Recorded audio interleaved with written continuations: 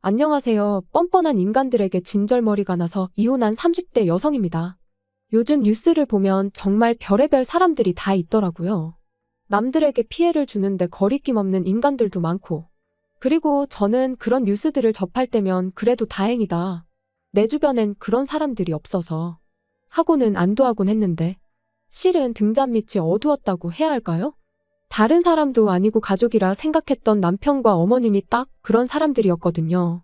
아마 제가 이렇게 이야기를 하면 사람들은 에이 설마 하고는 못 믿겠다 할 겁니다.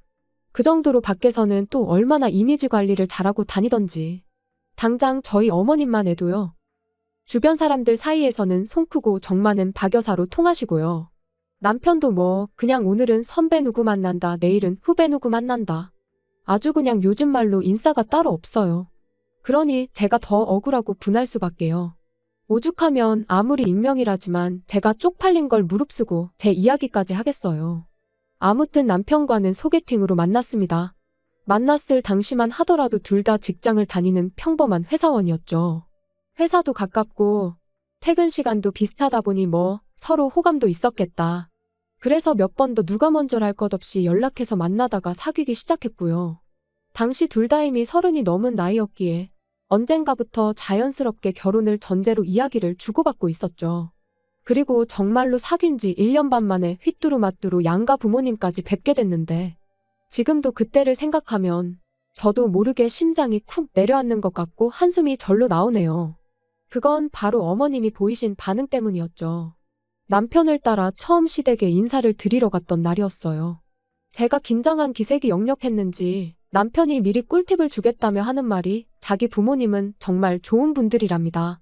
앞서 제가 이야기한 것처럼 주변 분들한테 평판도 좋고 실제로 깐깐한 것과는 아주 거리가 먼 분들이라면서요. 그러면서 적당히 살갑고 애교 있게 굴면 예쁘게 봐주실 거라나요. 그리고 이런 말을 제 입으로 하긴 뭐하지만 저도 솔직히 어디서 미움을 받아본 적은 없어요.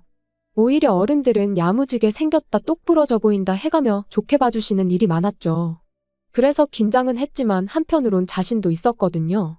게다가 말이 나와서 말인데 제가 남편보다 소위 딸리는 것도 없었어요. 오히려 학벌은 제가 더 좋았고 급여도 아주 약간이긴 했지만 제가 더 벌었습니다. 외모야 뭐 워낙 주관적인 부분이고 어머님 눈에야 당연히 당신 아들이 더 잘나 보일 텐데 그건 뭐 제가 어떻게 할 수는 없잖아요.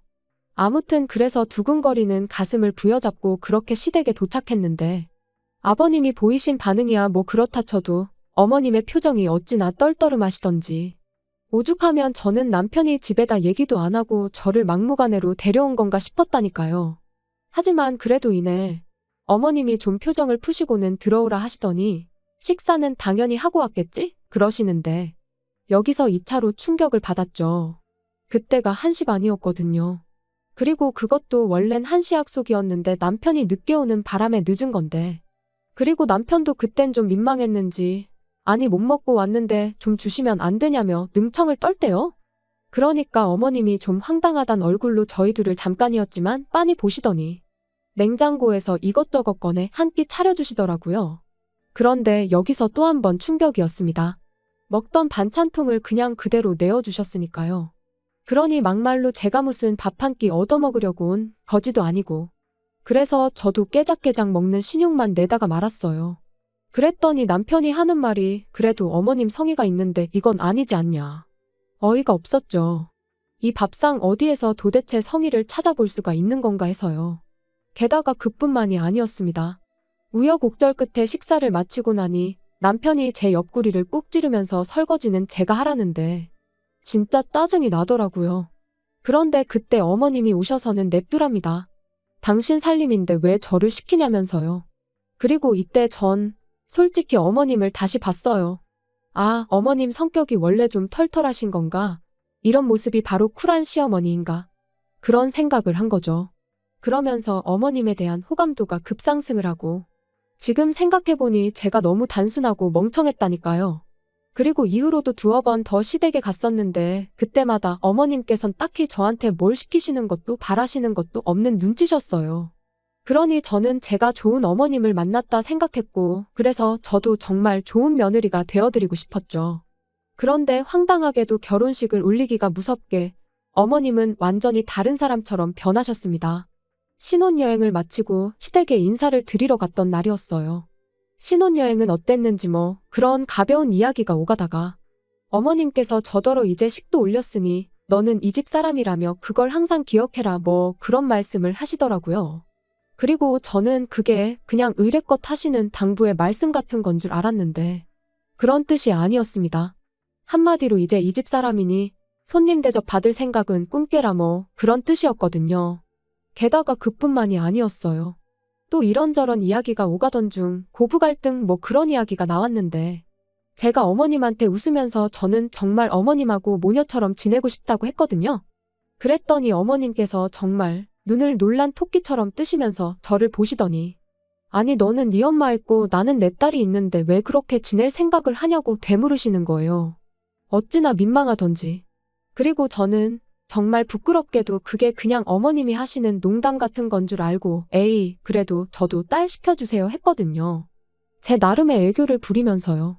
그런데 어머님께선 부담스럽게 그러지 말라시며 당신은 모녀 같은 고부 사이 그런 거 이해가 안 된다셨습니다. 그게 말이 좋아 모녀 사이지. 며느리가 시애미 알기를 우습게 알고 기어오르는 거라면서요. 그리고는 나는 내 며느리가 그러는 꼴은 눈에 흙이 들어가도 못 본다 그러시는데 정말 너무 무안해서 쥐구멍이라도 있으면 들어가 숨고 싶은 심정이었죠. 그나마 남편이 어머님한테 어머니는 뭘 그렇게 말을 심하게 하시냐며 한마디 하긴 했지만 솔직히 말하면 수치스럽기까지 했어요. 어머님 말씀대로 저도 엄마가 있는데 뭐 한다고 그런 말은 해서 제 스스로 제 꼴만 우습게 만든 것 같대요. 그래서 생각한 게 어머님 말씀대로 가깝게 지낼 필요 없다. 좋은 쪽으로 생각하자. 그리고 그때부턴 저도 나름대로 선을 긋고 살았어요. 안부 전화 같은 건 남편에게 하게끔 했고 경조사나 생신 같은 때만 찾아뵙는 정도로요. 그랬더니 어머님이 보이신 반응이 황당하기 짝이 없었습니다. 모녀 사이 같은 고부관계가 안 된다는 거지. 저는 제 도리는 해야 할 거 아니냐 하셨거든요. 그리고 어머님이 말씀하신 며느리 도리라는 건 거의 무슨 하녀나 다름이 없었죠. 안부 전화는 물론이고 시댁에 밀린 살림도 저를 불러 하라고 하시질 않나. 심지어 당신이 약속이 있으니 저더러 회사에 휴가를 내고 와서 당신 가게 좀 보란 적도 있었죠. 그리곤 그럴 때마다 덧붙이는 말이 가족끼리 이 정도는 해줄 수 있지 않냐는데 며느리는 딸이 될 수 없다면서 며느리니까 귀찮고 하기 싫은 일은 해줘야 한다는 어머님의 그 이기적이고 뻔뻔한 논리에 정말 말문이 막히대요. 그런데 저도 참 답답했던 게 솔직히 그런 어머님의 요구사항을 들어드리면 저를 좀 예쁘게 봐주시려나 하는 미련을 버리질 못하고 있었어요. 그래서 번번이 끌려다니기 일쑤였지요. 그런데 아이러니하게도 결국 어머님 덕분에 완전히 정신을 차리게 되었으니 올해 초 가족이 다 같이 모이는 자리였는데 신우가 입이 대빨 나와서는 약속 시간보다 늦게 도착을 했어요. 그래서 어머님이 왜 이렇게 늦었냐고 물으시니 심해부 때문에 짜증나 죽겠다며 심해부 욕을 하기 시작하대요. 그런 거 있잖아요. 돈도 못 벌고 능력도 없으면서 사람을 귀찮게 한다. 그러니까 저희 어머님께서 신우더러 혹시 모르니까 절대로 애는 갖지 말랍니다. 이혼할 때 애 있으면 골치 아파진다면서요.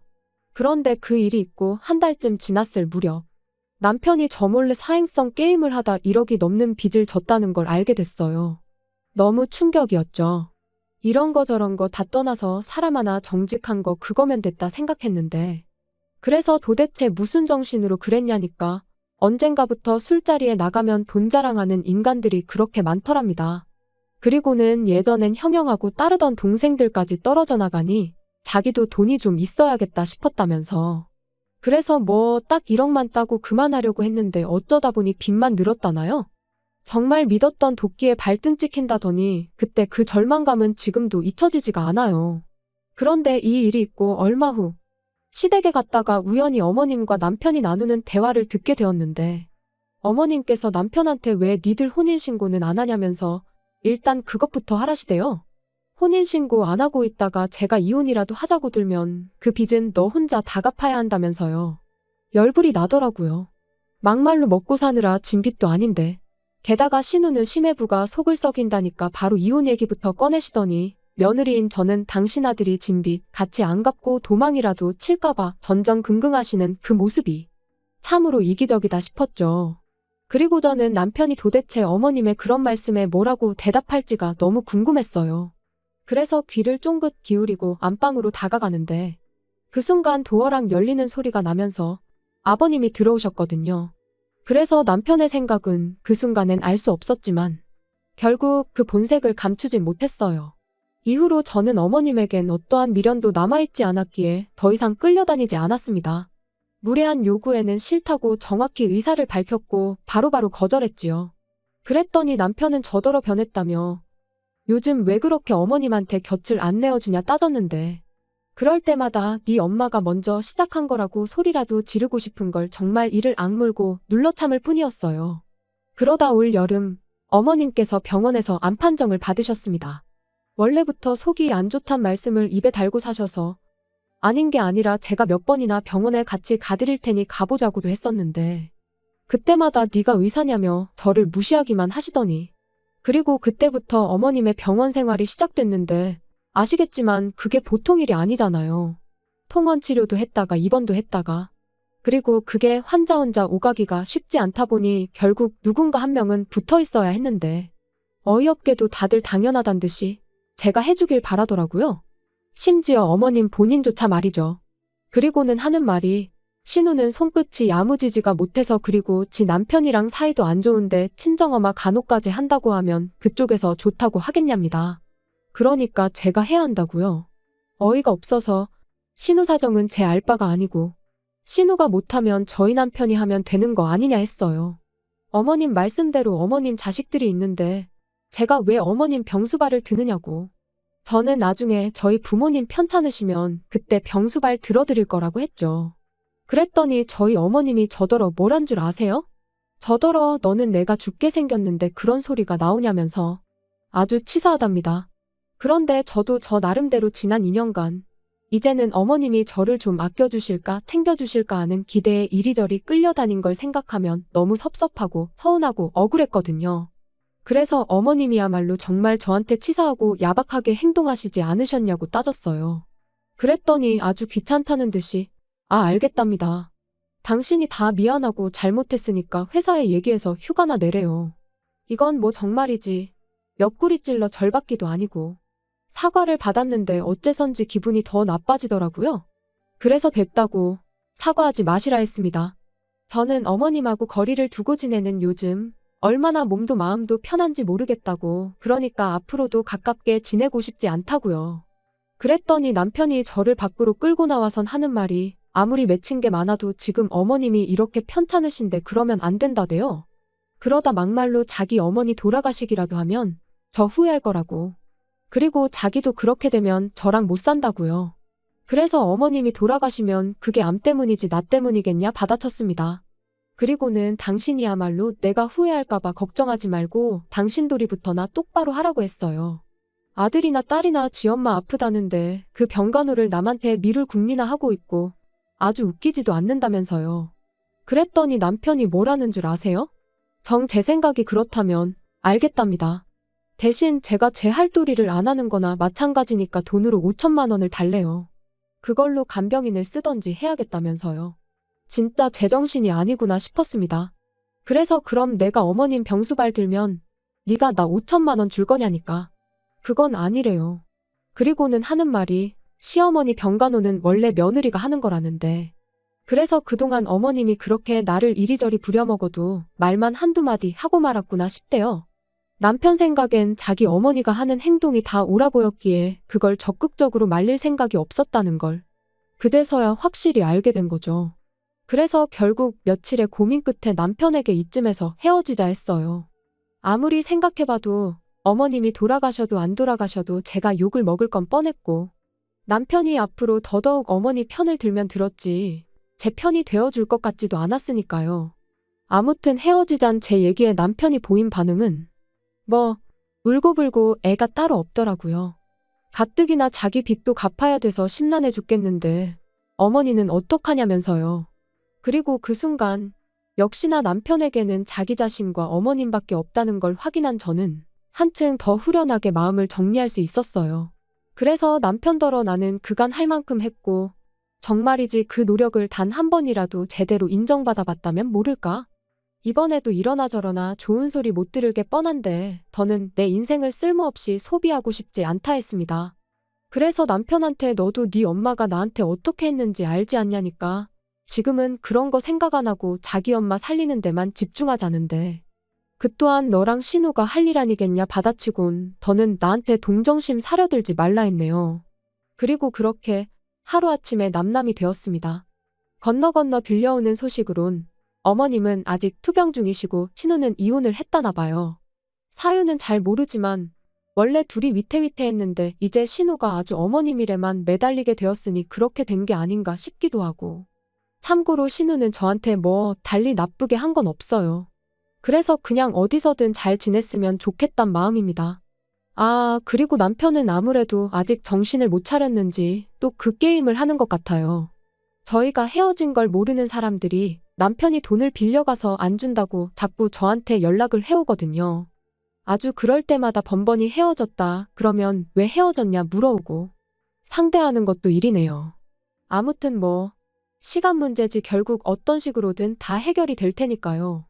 더는 신경 쓰지 않으렵니다.